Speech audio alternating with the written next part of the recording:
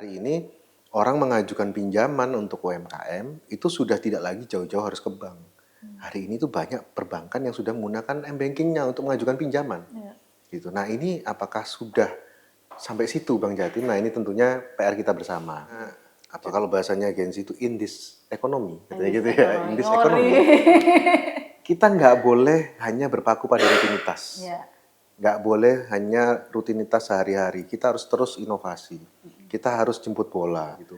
Jadi saya kok nggak melihat literasi keuangan yang memang ada gap antara kota kabupaten itu menjadi barrier untuk Bank Jatim agresif. Harus justru lebih agresif lagi. Jadi ini Bank Jatimnya yang harus agresif, tapi masyarakat kan bagaimana dengan masyarakatnya?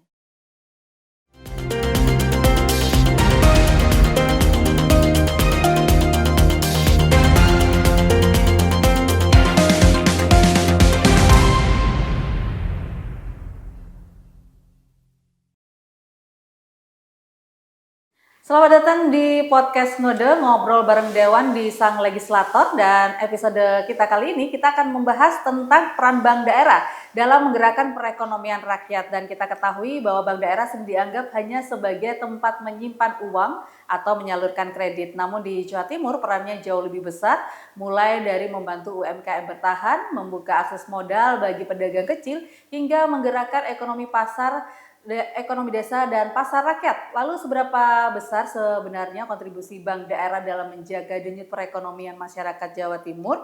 Langsung saja kita akan membahasnya dalam Ngode, ngobrol bareng Dewan di Sang Legislator. Dan tentu saja sudah hadir narasumber kita di studio kita kali ini, dan kita sapa langsung Mas Pranaya Yuda Mahardika selaku anggota Komisi C DPRD Jawa Timur. Nah, sebelum itu kita seperti biasa pantun pergi pagi ke pasar Belauran beli apel dan semangka. Podcast Ngode menyampaikan selamat datang Mas Yuda. Terima kasih. Ya, Mas Yuda, kalau kita lihat bahasannya sebenarnya memang bank daerah yang ada di Jawa Timur ini cuma ada dua ya, Bank Jatim dan juga UMKM. Bank UMKM. Nah, sebenarnya peran dari dua bank ini bagi masyarakat Jawa Timur yang dilihat oleh Komisi C ini seperti apa?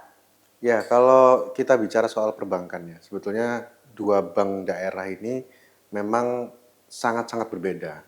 Jadi kalau ngomong adik kakak itu sama-sama punyanya Pemprov Jawa Timur, yang satu memang ada di sini, yang satu ada di sini. Dalam arti pertama asetnya, kedua buku banknya, kelas banknya artinya. Terus kemudian juga dari peranannya juga sangat berbeda. Jadi kalau kita membayangkan di bank UMKM itu nasabahnya betul-betul mikro. Jadi orang yang datang ke sana itu orang pengusaha tambal ban. Tambal ban yang kecil-kecil. Iya, gitu ya. Bakul cilok gitu yang butuh pinjaman 5 juta, 3 juta, itu ke bank UMKM larinya, Mbak. Bank UMKM. Kemudian di atas itu baru kemudian kita ada di Bank Jatim. Nah, jadi memang dari sisi rasio klasternya berbeda. Klasternya berbeda. Mungkin Mbak dengar waktu ini kan baru-baru ini kita ada pansus. Ya, pansus evaluasi kinerja BUMD. BUMD, betul. Ya, di pansus itu juga salah satu rekomendasi kita adalah betul-betul memisahkan antara target marketnya Bank Jatim dengan Bank UMKM. Jadi sektor yang digarap harus betul-betul fokus klasternya, tidak boleh bertabrakan.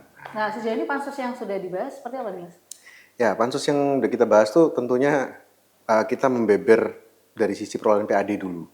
Karena latar belakang berdirinya pansus memang karena PAD kita masih ya besar, tapi besar kalau bagi orang yang nggak pernah kunjungan ke provinsi lain. Gitu. 498 miliar per tahun itu besar. Tapi kalau kita lihat nggak usah jauh-jauh ke Jawa Tengah saja, itu totalnya bisa sampai 706 miliar. Jadi kita tertinggal jauh dibandingkan provinsi lain. Nah, itu yang harus kita sadari bersama untuk jadi motivasi. Nah, kembali ke soal perbankan, memang akhirnya di Bank Jatim pun itu kita melihat banyak plus minus lah. Kalau dari sisi rasio-rasio keuangan itu hari ini sebetulnya sudah cukup bagus. Kemudian dari sisi kelas kalau perbandingan antar bank daerah nih sudah cukup sangat bagus. Kalau dibandingkan dengan provinsi lainnya, Bank Jatim, Bank UMKM, kita tidak memasukkan Bank UMKM, tapi Bank Jatim ini dengan bank daerah yang ada di provinsi lainnya kan kita juga ada bank BJB, Jawa Tengah ya, BJB, Jateng apa segala macam. Nah ini bagaimana Mas kalau Anda melihatnya pertumbuhannya seperti apa? Ya, pertama kalau kita melihat sektor usaha khususnya perbankan itu kita pasti harus lihat angka-angkanya dulu. Ya. Nah, dari sisi berbagai rasio seperti rasio keuangan LDR-nya itu bagus. Jadi dia memberikan pinjaman, rasionya memberikan pinjaman dari cadangan keuangannya itu sangat sehat. Kemudian juga dari sisi NPL, pinjaman yang macet itu, kredit macet itu dia juga masih dalam tahapan bagus. Profit, nah perlu saya infokan juga, profit ini tertinggi sepanjang sejarah Bank Jatim ya kemarin ini, 1,6 triliun sekian. Wow. Jadi profitnya luar biasa. Kemudian dividennya untuk pembagian ke Pemprov berbentuk PAD itu dari tahun ke tahun memang naik terus. Nah, hanya memang justru ketergantungannya Pemprov ini kepada Bank Jatim ini sangat besar. Karena dari semua BUMD yang ada, yang menguntungkan hanya Bank Jatim ini 86% ini kontributornya. Kontributornya untuk PAD Jatim. Untuk PAD Jatim. Kalau di Jawa Tengah itu hanya 81%. Jadi dia lebih merata ke BUMD yang non bank. Kalau kita memang bank, karena saking bagusnya gitu. Ya, karena semua jujukan masyarakat Jawa Timur ya udah Bank Jatim. Ya, gitu itu nilai plusnya. Oke Mas, kalau kita lihat sendiri apakah ada injeksi dana ke bank daerah secara teori mampu memperkuat likuiditas daerah dan mendorong kredit produktif ini? Kalau Mas Yuda melihatnya bagaimana? Ya, tentunya kalau kita di Pemprov Jatim itu setiap kita nyuntik modal ya ke BUMD manapun termasuk Bank Jatim itu tahapannya tidak mudah. Dan juga perlu saya informasikan ke publik bahwa Pemprov Jawa Timur itu belum pernah menyuntikkan APBD ke BUMD manapun sudah sekian tahun lamanya. Jadi sudah lama banget. Nggak pernah kita nyuntik. Jadi jangan masyarakat jangan membayangkan tiap tahun kita nyuntik dana. Nggak ada seperti itu. Jadi mereka ini BUMD ini sudah beroperasi sendiri, ya sudah punya anggarannya masing-masing. Hanya ketika mungkin ada aturan yang menyebabkan kita harus menambahkan suntikan dana, atau ada case misalnya BUMD ini perlu diselamatkan, sudah mau mati, harus kita suntik. Nah itu lain lagi ceritanya. Khusus Bank Jatim, kita memang sudah lama sekali nggak pernah ada penyertaan modal lagi Mbak. Jadi sudah luar biasa perputarannya. Artinya Bank Jatim ini udah nggak perlu lagi begitu ya? Sejauh ini ya? Sejauh ini nggak perlu. Sejauh ini nggak perlu karena dia sudah mandiri ya? Betul. Nah kalau mau disuntik lagi Mbak, tentunya tahapannya panjang. Ada hearing dengan DPRD tentunya, kemudian ada kajian akademisnya seperti apa, ada rencana bisnis yang jelas, uang sekian mau dipakai apa. Untuk apa ini yang tadi belum saya sampaikan di depan adalah inovasi yang harus dilakukan ke depan itu menurut saya memang perlu ditingkatkan. Sudah bagus, bukan berarti kita harus puas. Usulan dari Komisi C ini apa? Inovasinya apa ini? Ya gini sih, kalau kita lihat inovasi hari ini kan apa ya, di keuangan, di pasar keuangan tuh hari ini kan yang bagus tuh fintech Mbak. Ya, fintech. Jadi salah satu kalau saya sebagai anggota DPRD mendengarkan aspirasi masyarakat, Bank Jatim ini sudah besar, sudah bagus, tapi memang yang pertama yang perlu dikoreksi adalah aplikasinya. Aplikasi M-Bankingnya. Aplikasi M-Banking. Baru-baru ini mereka launching versi yang terbaru. Nah sebelumnya itu sering lemot banget Mbak. Mesti jam 11 malam, jam 12 malam nggak bisa dipakai sudah. Loading terus. Saya ngomong apa adanya, karena memang itu kejadian fakta. Nah memang perlu pembaruan di sisi itu. Nah, ketika aplikasi M-Banking sudah diperbarui seperti yang versi terbaru sekarang, maka akan banyak menu-menu yang bisa ditampilkan untuk tambahan fee-based income. Fee-based income itu fee yang didapatkan dari jasa perbankan yang ada di aplikasi. Nah, ini adalah sumber income yang inovatif yang ke depan harus dikembangkan oleh Bank Jatim menurut saya. Nanti untuk fungsi atau kegunaan dari aplikasi ini sendiri, manfaatnya ke masyarakat ataupun ke pemerintah provinsi dan juga terutama ke Bank Jatimnya apa nih Mas? Kalau boleh sedikit tahu. Ya tentunya keberadaan BUMD itu pasti bermanfaat untuk masyarakat langsung maupun nggak langsung Pak. Secara sosial dia punya fungsi sosial untuk ketenaga kerjaan, kemudian dia juga memberikan CSR kepada masyarakat ya. Tapi secara sisi yang lain adalah dividen yang dibagikan kepada Pemprov Jawa Timur berupa PAD, maka PAD itulah modal pemerintah untuk membangun daerah. Kita punya sekarang Transjatim, Mbak. Kemana-mana bis 5.000 Surabaya Malang, ya kan? Kita punya pendidikan gratis, kita punya rumah sakit kesehatan murah. Itu dari PAD, salah satunya dari Bank Jatim. Oke, luar biasa. Terima kasih Bang Jatim sebelumnya. Belum ada logonya ya, nggak ada sponsor ini. Belum ada sponsornya ya. Nah, kalau sebenarnya fungsi utama bank daerah sendiri bagi masyarakat dan apakah Bank Jatim ini sudah benar-benar menjalankan fungsinya untuk masyarakat kecil dan pelaku UMKM? Kalau tadi harus inovasi. Betul. Nah, ini kalau fungsi nyatanya nih apakah sudah real? Kan tadi Mas Yuda juga bilang, sudah memberikan kontribusi yang cukup luar biasa buat PAD Jawa Timur. Betul. Ini gimana, Mas? Ya, saya melihatnya, saya selalu berpedoman seperti tadi, Mbak. Jadi bagus belum tentu kita harus puas. Nah, gitu ya. Kita harus selalu berkembang. Karena begini, layanan yang ada di Bank Jatim sebetulnya sudah cukup mencakup hal-hal yang memang dibutuhkan oleh masyarakat atau pegiat UMKM di Jawa Timur. Sebetulnya hanya mungkin yang perlu dibenahi adalah SDM-nya dan juga untuk percepatan layanannya. Saya pernah, ini case nyata, ini boleh disampaikan kepada Bank Jatim kalau dengar ya, bisa disampaikan internal. Case nyata itu ada seorang nasabah, saudara saya yang membutuhkan KPR. KPR ini kan umum, ya kan? Artinya bukan persoalan barang langka, ini KPR ini semua orang butuh lah kira-kira gitu. Nah, ketika dari hari yang sama memasukkan aplikasi atau pendaftaran KPR di beberapa bank, jadi dia bikin berkas nih saudara saya, masukkan ke Bank Jatim, ke bank-bank yang lain, ada Himbara. Bank Jatim termasuk yang paling lambat untuk menindaklanjuti. Nah, ini catatan buat kita semua, juga pada Dewan untuk mengawasi kinerja Bank Jatim. Oke, artinya itu catatan penting buat Bank Jatim ya, bahwasannya sebenarnya ketika orang mengajukan KPR tuh harus diproses lebih cepat. Jadi nggak hanya sekedar UMKM aja yang diproses lebih cepat begitu betul. ya, atau orang yang mengajukan pinjaman untuk usaha atau apapun. Tapi untuk KPR rumah ini tuh penting banget. Penting, gitu. karena perputaran ekonomi juga ada di situ. Dan ini saya bicara bukan masalah KPR atau UMKM-nya, tapi bicara masalah pelayanan. Pelayanannya. Ya, tentunya pelayanan ini juga sama dengan pelayanan yang untuk melayani UMKM. Betul. Contoh sekarang begini lagi, untuk kris, Mbak.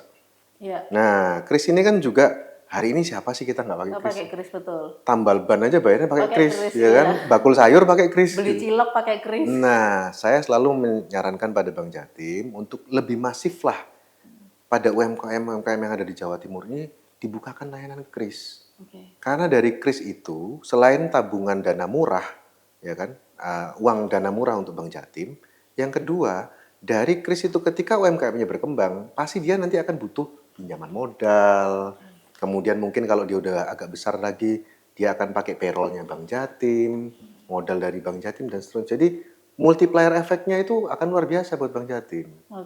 Artinya memang untuk fungsi dari Bank Jatim ini harus ditingkatkan ya. Inovasinya nggak hanya satu aja, tapi ada beberapa catatan penting buat Bank Jatim. Pelayanan, dan harus lebih agresif. Lebih agresif dan juga tentunya inovasi aplikasi ya. Aplikasi digitalnya. Karena harus menyesuaikan karena sekarang dunianya dunia digital gitu. Jadi Bank Jatim jangan terlambat, tapi harus kalau bisa selangkah lebih maju begitu. Betul. Nah, Mas Yuda, bagaimana sekarang kondisi akses kredit usaha bagi UMKM di Jawa Timur saat ini? Kalau tadi kan Mas Yuda sempat menceritakan bahwa pelayanan terkait KPR ini agak susah lambat gitu ya. Nah, ini bagaimana kalau untuk UMKM ini?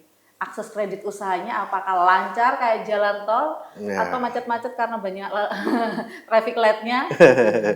Ya memang untuk akses permodalan UMKM, terutama di Bank Jatim, ini kita harus bedah lagi, breakdown lagi menjadi banyak sektor, Mbak. Tapi ada plus, ada juga yang minus. Ada yang jalan tol, ada yang traffic light gitu ya. Saya mau memberikan gambaran dari sisi dunia agribisnis dulu. Agribisnis ini di tahun 2023, bisa dicek datanya semua ada, bahwa 2023 itu kita ada yang namanya sistem resi gudang, Mbak. Sistem resi gudang ini petani atau kelompok tani atau pedagang komoditas itu bisa memanfaatkan sistem resi gudang untuk permodalan dengan jaminan komoditasnya. Jadi yang dijaminkan itu bukan tanahnya atau gudangnya, tapi komoditasnya. Kalau beras ya berasnya jadikan jaminan. Itu namanya sistem resi gudang. Nah, di 2023 perputaran resi gudang di Jawa Timur itu nominalnya 300 miliar lebih. Dan itu semua pembiayaannya dari BJB. Dari BJB. 2023. 2024 baru ada MOU Bank Jatim dengan pengelola sistem resi gudang nasional. Sekarang nilainya per 31 Desember 2025, Bank Jatim sudah menyalurkan untuk pegiat agribisnis dan pertanian itu 500 miliar, Mbak. 500 miliar. Oh. Ya, artinya ada progres di situ. Kalau kita bicara UMKM di bidang agribisnis, insya Allah sudah bagus. Sudah menjadi perhatian sekali ya. Ya. Nah, kalau kita bicara UMKM yang sektor lain, sektor jasa, kemudian sektor mikro, ya tentunya masih harus lebih agresif. Tadi yang sudah sempat saya singgung soal layanan KRIS, M-banking, digital, dan sebagainya. Hari ini orang mengajukan pinjaman untuk UMKM itu sudah tidak lagi jauh-jauh harus ke bank. Hari ini tuh banyak perbankan yang sudah menggunakan M-bankingnya untuk mengajukan pinjaman. Gitu. Nah, ini apakah sudah sampai situ Bang Jatim? Nah, ini tentunya PR kita bersama. Jadi kalau bilang akses, ya hari ini sebetulnya duit ada. Bang Jatim ini duitnya ada. Saya pastikan duitnya ada. Duitnya ada. Ya. Hanya saja. Ada. Nah, hanya saja tinggal bagaimana manajemennya memperbaiki, mengupgrade lagi untuk bisa lebih masif lagi. Karena kalau sektor UMKM ini mudah untuk mengakses, tentunya UMKM yang dengan syarat-syarat tertentu ya, bisa mengakses permodalan di Bank Jatim, maka perputaran roda ekonomi di Jawa Timur pasti juga akan jalan, Mbak. Penting banget. Iya, Mas Yuda kalau melihatnya sendiri, tadi kan uangnya ada dananya ada, anggarannya ada. Sebenarnya kendalanya apa gitu? Sampai akhirnya aksesnya juga seperti ini. Ya mungkin kalau saya melihatnya hari ini di Bank Jatim ini memang kalau dibilang kelas BPD itu sudah cukup bagus, hanya ya tinggal tambah pelayanannya saja. Artinya SDM-nya memang harus satu mungkin diperbanyak jumlahnya, dan yang kedua tentu perlu juga untuk agar SDM yang ada ini sudah diperbanyak kemudian di-upgrade lagi agar bisa lebih agresif lagi untuk jemput bola. Nah itu. Jadi kata kuncinya di sini adalah jemput bola, Mbak. Jemput bola, artinya nggak diam diri begitu ya? Betul. Karena kalau Anda melihat Mas Yuda, Bank Jatim ini seperti apa? Dari seluruh BUMD ini kan dia paling banyak ya, untuk kontribusi PAD. Kontribusinya ke PAD sendiri. Nah ini kayak anak emas atau bagaimana kalau Anda melihat? Iya tentu mau nggak mau, suka nggak suka harus kita akui 86%, Mbak. Iya anak emas akhirnya. Artinya ada kemunduran atau justru memang dia stagnan di situ saja, dia nggak mau ntar nunggu perintah aja. Nah itu makanya. Nggak mau jemput bola juga. Nah budaya itu yang sedang kita coba saling mengingatkan lah antara DPRD dengan mitra kerja kami Bank Jatim itu saling mengingatkan bahwa di dunia kalau bahasanya agensi itu in this economy, katanya gitu ya, in this economy. Kita nggak boleh hanya berpaku pada rutinitas. Nggak boleh hanya rutinitas sehari-hari. Kita harus terus inovasi. Kita harus jemput bola. Misalnya contoh paling gampang, ada pasar tradisional baru buka di kabupaten mana gitu. Bank Jatim harus terdepan untuk nawarin semua UMKM-nya itu KRIS-nya Bank Jatim. KRIS Bank Jatim. Iya, dana murah itu. Gitu. Nanti kalau sudah KRIS, pasarnya maju, rame, tawarin kreditnya. Kan gitu lah, terus begitu. Artinya harus betul-betul jemput bola. Dan itu perlu sumber daya manusia yang jumlahnya besar dan mumpuni secara kapasitas. Kalau dibandingkan, ini perbandingan dengan bank daerah provinsi lainnya, sebenarnya yang Mas Yuda lihat dari Komisi C ini, Bank Jatim ini harus belajar dari mana? Oke, kalau melihat bank daerah lain, saya ambil satu sisi, yaitu sisi digitalisasi, Mbak. Terus terang sebelum launching J-Connect yang versi terbaru, kami sempat kunjungan kerja ke BJB. BJB itu ternyata memang sangat-sangat mengandalkan M-bankingnya untuk tambahan pendapatan yang signifikan dari fee-based income yang saya sebut di awal tadi. Jadi fee-based income itu aplikasi ini layanannya apa dan dia punya fee di tiap transaksi yang ada di situ. Nah, transaksinya tentunya kita harus berpikir kekinian. Hari ini ada ShopeePay, ada macam-macam lah, pokoknya udah banyak sekali lah, saya nggak perlu sebut semua, tapi dari situ itu ada fee based income loh yang bisa diambil untuk Bank Jatim. Nah itu harus belajar ke BJB menurut saya. Ya menurut saya begitu. Jadi pelayanan-pelayanan digitalnya harus belajar sana. Kalau dari sisi agresivitas, mungkin Bank Jakarta itu, dari sisi sinergi antar BUMD, Bank Jakarta perlu kita ambil contoh. Karena Bank Jakarta ini hampir semua BUMD dan instansi atau personil yang ada di lingkungan Pemprov dan BUMD itu semuanya harus Bank Jakarta yang modali. Iya, menggunakan Bank Jakarta ya, Bank DKI, Jakarta. betul. Iya. Nah, Mas Yuda kalau kita lihat sendiri, apakah literasi keuangan dari masyarakat Jawa Timur ini masih menjadi pekerjaan rumah besar begitu? Karena kan kalau kita lihat sendiri, jangankan misalnya kayak Bank Jatim ini, yaudah kita inovasi. Tapi ternyata tidak ada respon positif dari masyarakat. Iki opo maneh, apalagi misalnya mereka yang mikro ya, gitu kan, usaha mikro, ini apa mana, ini apa lagi ya, terus belajar lagi gitu. Nah ini bagaimana? Ya tentunya literasi keuangan itu jadi PR tersendiri ya, karena memang kalau kita bicara di perkotaan, misalnya di Surabaya dengan di kabupaten yang di ujung-ujung Jawa Timur tentu akan berbeda. Nah tapi apakah itu menghentikan langkah kita untuk jemput bola? Saya pikir enggak. Literasi keuangan ya memang berbeda tiap kota, tapi kadang-kadang kita harus juga lihat hari ini fenomenanya sudah masuk ke toko-toko tradisional, ke usaha-usaha yang termikro pun itu sudah terkonek dengan perbankan hari ini. Gitu. Saya bisa sampaikan di dapil saya misalnya contoh, di Banyuwangi ini ujung timur kan sudah Pulau Jawa ya. Jadi mulai ke masjid kota infaknya pakai kris. Sudah kita ngopi nggak terima tunai, bayarnya pakai kris. Ini Banyuwangi loh Mbak. Ya, terus kemudian beli sayur pakai kris. Cashless semua ya. Hampir cashless, ini kabupaten kelasnya gitu. Jadi saya kok nggak melihat literasi keuangan yang memang ada gap antara kota kabupaten itu menjadi barrier untuk Bank Jatim agresif. Harus justru lebih agresif lagi. Jadi ini Bank Jatimnya yang harus agresif, tapi masyarakatnya bagaimana dengan masyarakatnya? Nah, ketika masyarakat diperkenalkan dengan sesuatu hal yang baru dan kita bisa mengedukasi dengan baik, pasti mereka akan loyal sama yang ngajari, Mbak.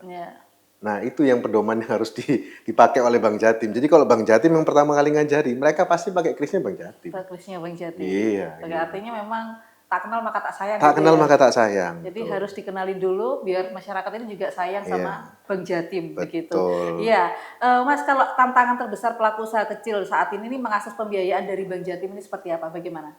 Ya, kalau tantangan pengusaha kami bisa ambil dari contoh-contoh studi kasus lah yang ada. Memang kita masih harus agak berbenah itu di sisi satu tadi jemput bola, kemudian kedua memang harus ada manajemen resiko yang kuat, Mbak. Manajemen resiko yang kuat di Bank Jatim itu artinya begini,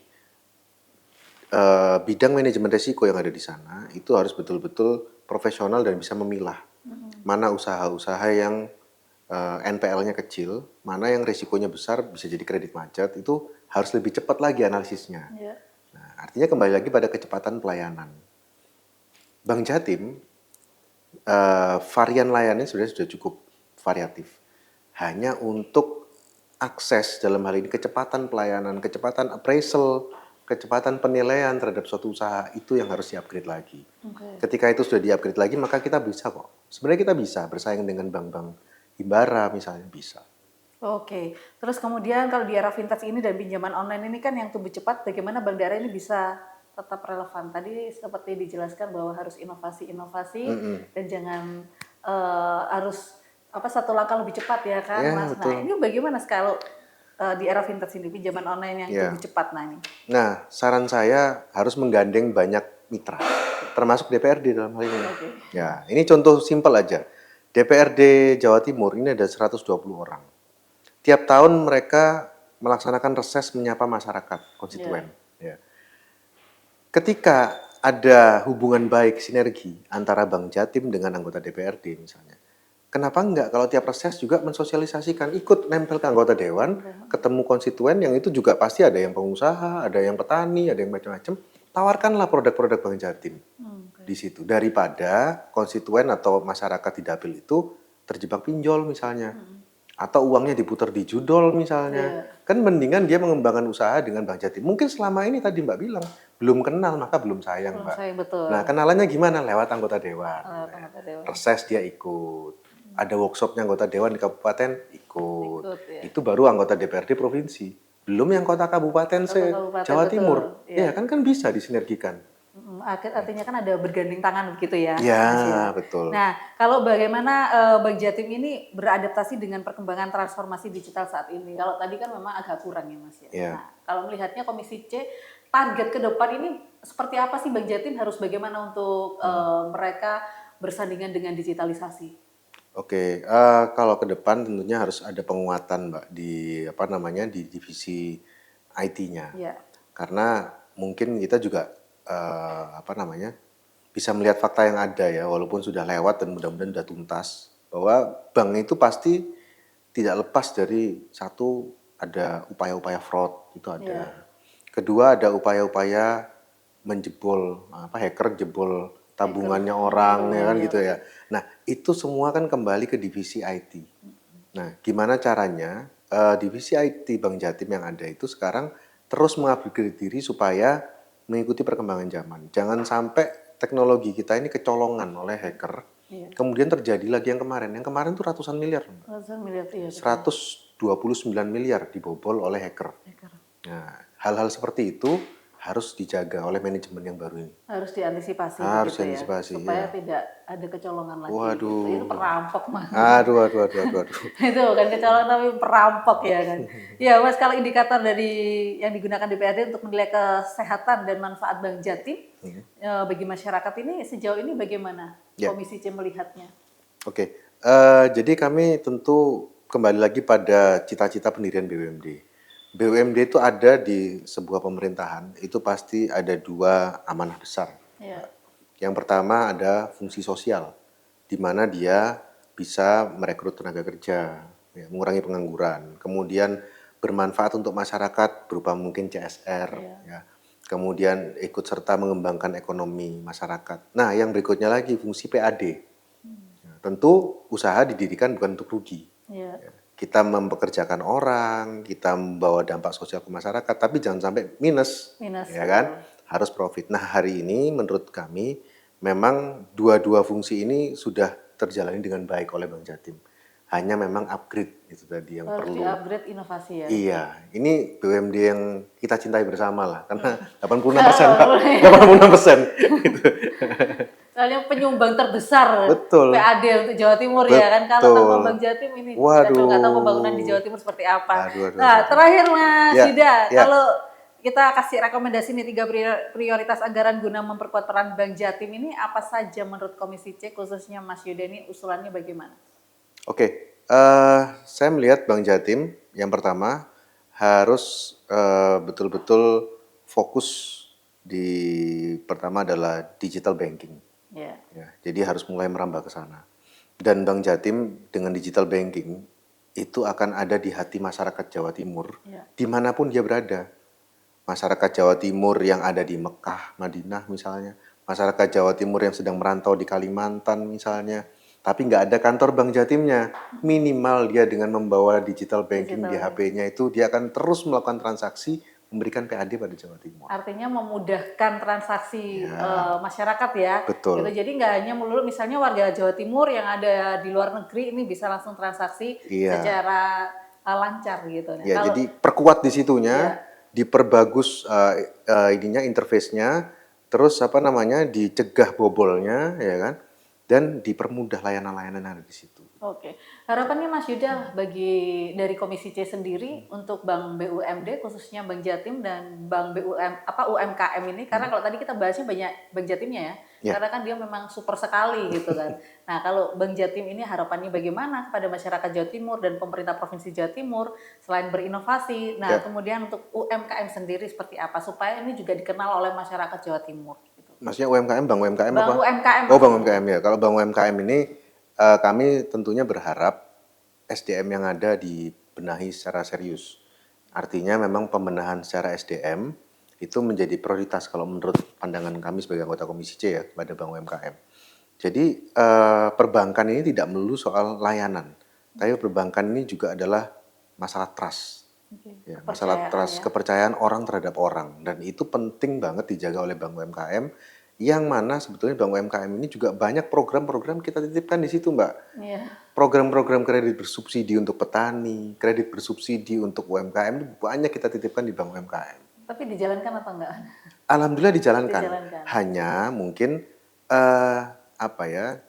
Ya, tadi saya sampaikan ada tentunya perbaikan SDM yang perlu dikembangkan lagi. Caranya presentasi, kemudian bagaimana persuasi pada orang, membina hubungan dengan nasabah dan sebagainya. Ini memang PR-nya Bank UMKM di situ menurut saya. Tapi kalau lain-lainnya menurut saya sudah oke. Sudah oke. Untuk Bank Jatim sendiri, Mas Yuda, bagaimana harapan yang diinginkan kan kalau tadi penyumbang PAD terbesar ya di Jawa Timur. Nah, untuk tahun ini harapannya, targetnya untuk Bank Jatim selain berinovasi dan agresif gitu ya, apa ini?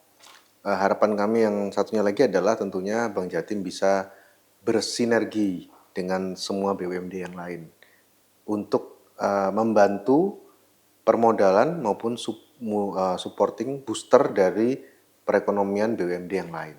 Jadi BUMD yang lain ini bisnisnya memang belum semuanya itu terkoneksi dengan Bank Jatim, Mbak. Nah, sehingga ini harus menjadi catatan bagi kita semua. Harapan saya Bank Jatim bisa menjadi apa ya? Pendorong untuk yang lainnya supaya lebih boosting lagi, lebih semangat lagi. Jadi bareng-bareng semuanya kalau di total PAD-nya bisa melonjak signifikan. Oke, jadi Bank UMKM dan Bank Jatim ini bersatu padu gitu ya. Yes. Meningkatkan PAD untuk Jawa Timur. Baik, terima kasih Mas Yuda sudah hadir di Ngode Ngobrol Bareng Dewa di Sang Legislator. Saya Catherine Ellison, pamit undur diri. Terima kasih dan sampai jumpa.